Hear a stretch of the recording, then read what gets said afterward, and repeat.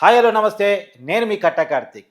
Jaganmohan Reddy London పర్యటన ముగించుకొని తిరిగి ఆంధ్రప్రదేశ్‌కి వస్తున్నటువంటి వేళ రఘురామ కృష్ణంరాజు అభిమానుల పేరుతో జగన్మోహన్ రెడ్డికి స్వాగతం పలుకుతూ బ్యానర్లు వెలుస్తున్నాయి. ఇది ఆశ్చర్యకరమే. జగన్మోహన్ రెడ్డికి రఘురామ కృష్ణంరాజు అభిమానులు స్వాగతం పలకటం ఏంటి? గుంటూరు పోలీస్ స్టేషన్‌కి రమ్మంటూ వెటకారంగా మాట్లాడటం ఏంటి? అసలేం జరుగుతుందో తెలుసుకునే ప్రయత్నం చేద్దాం. నాతో ఉన్నారు ప్రముఖ రాజకీయ విశ్లేషకులు అంకంరావు గారు.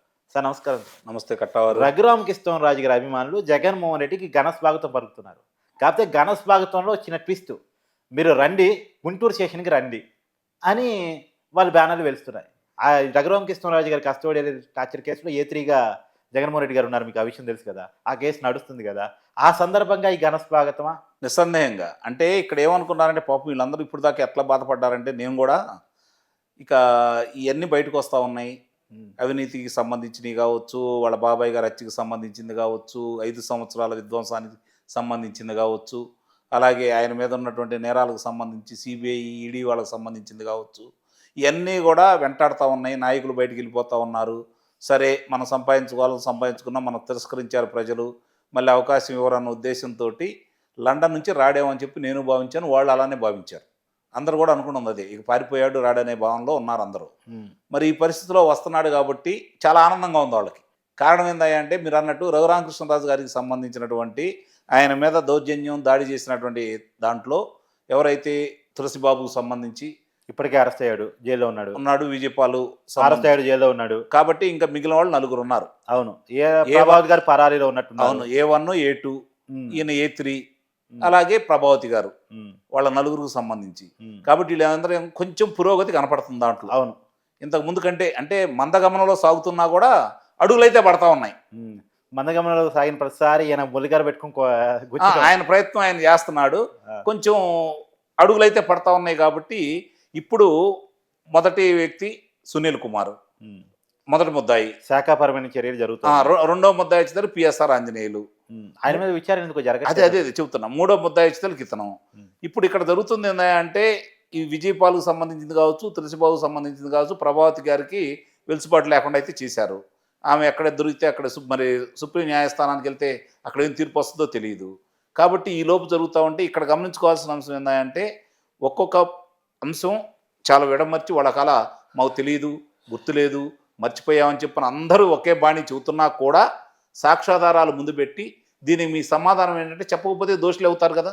అవును, కాబట్టి అక్కడ సాక్ష్యాధారాలు ఉన్నాయి. కాబట్టి దానికి సంబంధించినంత వరకు రేపు పొద్దున అతను శిక్ష పడిద్దా లేకపోతే కారాగారవాసం పడిద్దా అనేది నేను చెప్పలేను. కానీ మొత్తానికి దానికి సంబంధించిన అంశాలన్నీ బయటకు వస్తున్నాయి. కాబట్టి వాళ్ళు కూడా కోరుకుంటున్నారు. ఇక్కడ గమనించుకోవాల్సిన అంశం ఏంటంటే ఏందయ్యా ఇంకా చంద్రబాబు నాయుడు గారు మమ్మల్ని లోనేయలేదు, ప్రజలు ఎటు తిరస్కరించారు, కనీసం ఈ వంకతోటన్నా ప్రజల దగ్గరికి వెళ్దాము అంటే మమ్మల్ని ఆ పని చేయకుండా ఉంటున్నాడు అని చెప్పని వాళ్ళు కూడా బాధపడతానే ఉన్నారు. వాళ్ళు అందుకే తెగరెచ్చగొడతా ఉన్నారు. మీరు గమనించండి, కావాలంటే తెగరెచ్చగొడతా ఉన్నారు. రాజ్యాంగానికి సంబంధించినటువంటి దాని మీద విమర్శలు చేస్తూనే ఉన్నారు, ప్రభుత్వం మీద విమర్శలు చేస్తూనే ఉన్నారు.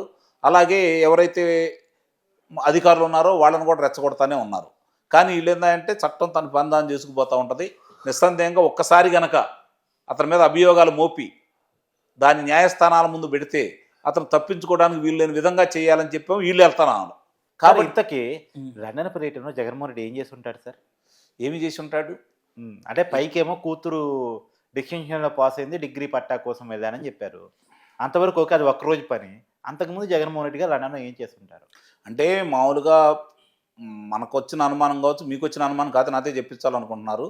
దాచుకునేవన్నీ ఎక్కడ మళ్ళీ దాన్ని వినియోగించుకోవాలనే దాని మీద అక్కడ కూర్చొని మంతనాలు చేసుకుంటూ చాలా మంది ఏమనుకుంటున్నారు, ఏదో దీవి కొన్నారని కూడా భావిస్తున్నారు కదా. అంటే ఇవాళ కాకపోతే రేపైనా సరే మనకి ఇబ్బంది. ఒకసారి ఇట్లా వచ్చి వెళ్ళేసి మళ్ళీ ఇంకోసారి కనుక ఇది తీవ్రం అయితే మళ్ళీ ఒకసారి పిల్లల గురించో లేకపోతే వైద్యం గురించో అక్కడ విదేశాలకు వెళ్ళిన తర్వాత ఇక రాకుండా ఉండడం కోసం ఆల్రెడీ కంపెనీలు ఉన్నాయంటే కానీ అన్నీ సర్దుకుంటున్నాడు. అంటే మనకి అన్నీ తెలియకుండా మనం అభియోగాలు అయితే మోపలేము కదా. అవును, కాబట్టి ఒకటి మాత్రం నిజం, దాచుకున్న దమ్ము సొమ్మంతా తరలిపోయిందనేది వాస్తవం. ఎందుకు ఈ అనుమానాలు అంటే ఎస్ బ్యాంక్ చైర్మన్ లండన్లోనే ఉన్నాడు, ఆయన ఇక్కడ పరాలయ్యారు. లండన్లో ఉన్నటువంటి సౌలభ్యం ఏంటంటే అక్కడ ఇన్వెస్ట్మెంట్ పెడితే చాలు, బయట కేసులున్న వాళ్ళు సేఫ్ జోన్ చేస్తారు. అవును, లలిత్ మోడీ, నీరవ్ మోడీ లాంటి వాళ్ళు అక్కడే ఉన్నారు. కాబట్టి వాళ్ళంతా అక్కడే ఉన్నారు. కాబట్టి రేపు పొద్దున్న జగన్మోహన్ రెడ్డి గారి స్థానం కూడా అక్కడే అనేది చాలా మంది బయట మాట్లాడుకుంటున్నమాట. మీరు చెప్పాలి కదా. విజయ్ మాల్యా గారు కూడా విజయ్ మాల్యా, అవును అవును అవును. ఇది కూడా అదే బాణి, ఉమ్, ఇది కూడా అదే బాణి అండి. ఉమ్, అందుట్లో అనుమానం ఏముంది దాంట్లో? ఉమ్, తరలిపోయినాయి. ఉమ్, ఈ మధ్య కాలంలోనే విజయసాయిరెడ్డికి సంబంధించినవి కూడా తరలిపోయినాయి అనేది వాదన కూడా ఉంది. ఉమ్, రేపు పొద్దున అతను కూడా అదే చక్కదిద్దుకోవడానికి ప్రయత్నం చేస్తున్నాడు. ఉమ్. ఇద్దరు దానికి సంబంధించి ఇప్పుడు రాజకీయాలు గుడ్ బై చెప్పించి విజయసాయి లండన్ పంపించి నువ్వు బిజినెస్ చూసుకుంటా ఉండని చెప్తాడా? అట్లా ఏమి ఉండదు. అట్లా అతను ఇంకోళ్ళు నమ్మేంత మనిషి అయితే కాదు. ఓకే ఓకే దాంట్లో సందేహం అయితే ఏం లేదు. ఓకే. ఇంకోళ్ళు నమ్మి అప్పచెప్పేసి అతను మీరు పర్యవేక్షణ చేయండి నేను ఇక్కడ ఉంటానని చెప్పే మనిషి అయితే కాదు. ఒకవేళ నిజంగా అలాంటిది ఏదైనా జరిగి అతను అదుపులో తీసుకుంటే విజయసాయిరెడ్డి అక్కడ ఉంటే భారతి గారు అక్కడికి వెళ్ళి ఆ పనులు ఆమె చేసుకుంటారు. ఓకే. అంతే తప్ప వీళ్ళకి అవకాశం ఇచ్చేసి ఇదిగో నా ఆస్తులు మీరు పెంచండి, నా వ్యాపారాలు మీరు పెంచండి అని చెప్పిన వాళ్ళకి మాత్రం అవకాశం ఇవ్వరు. సార్ ఇప్పుడు లండన్ నుంచి వచ్చాడు, జనంలోకి వెళ్తారని చెప్పేసి గతంలోనే ప్రకటించాడు. ఇప్పటికే వెళ్లాల్సి ఉండి సంక్రాంతి పండుగ తర్వాత వెళ్తాడు, కార్యకర్తలతో భేటీలు ఉంటాయి అని చెప్పేసి అంటున్నారు. జిల్లాల పర్యటన చేస్తాడు, జిల్లాల్లోనే పండుకుంటాడని. ఒకవేళ జిల్లాలోకి వెళ్తే ఏంటి జగన్మోహన్ రెడ్డి పరిస్థితి? జనం ఎట్లా రిసీవ్ చేసుకుంటారు, కార్యకర్తలు ఎలా రిసీవ్ చేసుకుంటారు?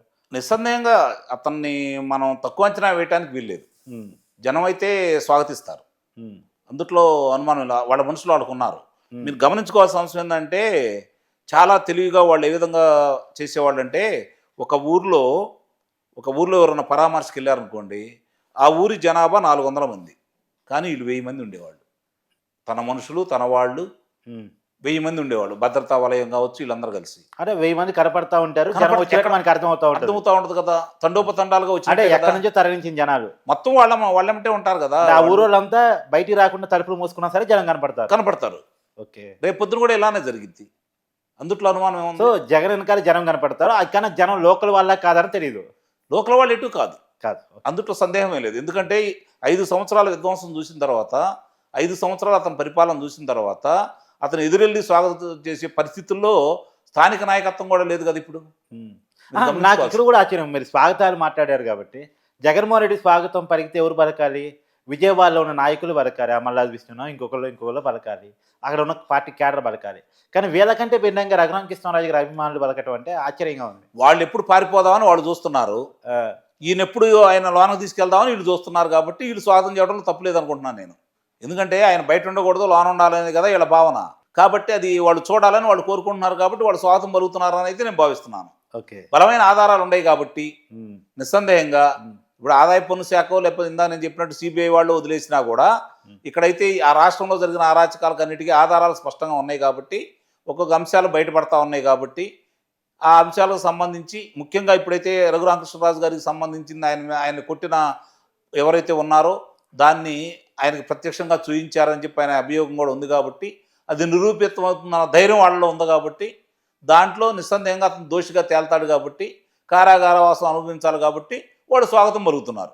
కానీ మొత్తంగా అయితే రఘురామ కృష్ణరాజు అభిమానులు అయితే బలంగా కోరుకుంటుంది జగన్మోహన్ రెడ్డిని జైల్లో పెట్టాలి. నిస్సందేహంగా ఆ పని కూటమి ప్రభుత్వం చేస్తా లేదా వేచి చూడాలి. ఎందుకంటే ఇందాక మీరు అన్నట్టు A1 A2 కూడా ఇంతవరకు విచారణ పిలవాలి, మరి A3 దాకా ఎప్పుడు వస్తారని చూడాలి. అంటే కూటమి ప్రభుత్వం ఓ రకంగా భయపడుతుందని అయితే నేను భావిస్తున్నా. ప్రభుత్వం భయపడుతుంది నిస్సందేహంగా వాళ్ళు భయపడాల్సి, మీ ప్రభుత్వం భయపడలేదు సార్. ఇప్పుడు అదేగా చూస్తున్నారు కదా, ప్రభుత్వం భయపడుతుంది, వాళ్ళు ఎదురుదాడి చేస్తున్నారు. రివర్స్ లో ఉంది పరిస్థితి. ప్రస్తుతానికి వాళ్ళదే పై చేయిగా ఉంది. ఎందుకంటే అధికారులు ఇంకా వాళ్ళకు అనుకూలంగా ఉన్నారు. అదే రేపు పాత వాసనలు కొన్నాళ్ళు ఉంటాయి. ఎందుకుంటాయండి? ఎందుకుంటాయి? మరి అధికారులందరూ సస్పెండ్ చేయాలి, డబ్బు వాసన ఈజీగా ఉంటుంది సార్. అదే ఇప్పుడు మన ఏమంటే ఒకటి గుర్తుపెట్టుకోండి, మన చేతగానితనాన్ని ఎదుటాల మీదకి నెట్టేయడం అనేది చాలా సులువైన మార్గం. మన అసమర్థతను గప్పించుకోవడానికి అవతల గురించి మాట్లాడుతూ ఉంటాము.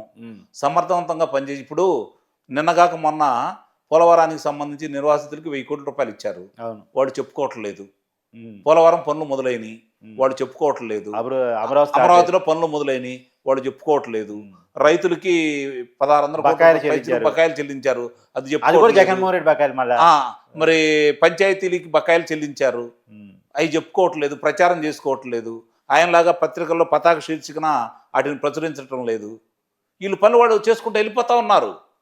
కానీ అది మాత్రం శ్రేణులకి ప్రజలకి నచ్చట్లా, మీరు గమనించుకోవాలి. థ్యాంక్స్.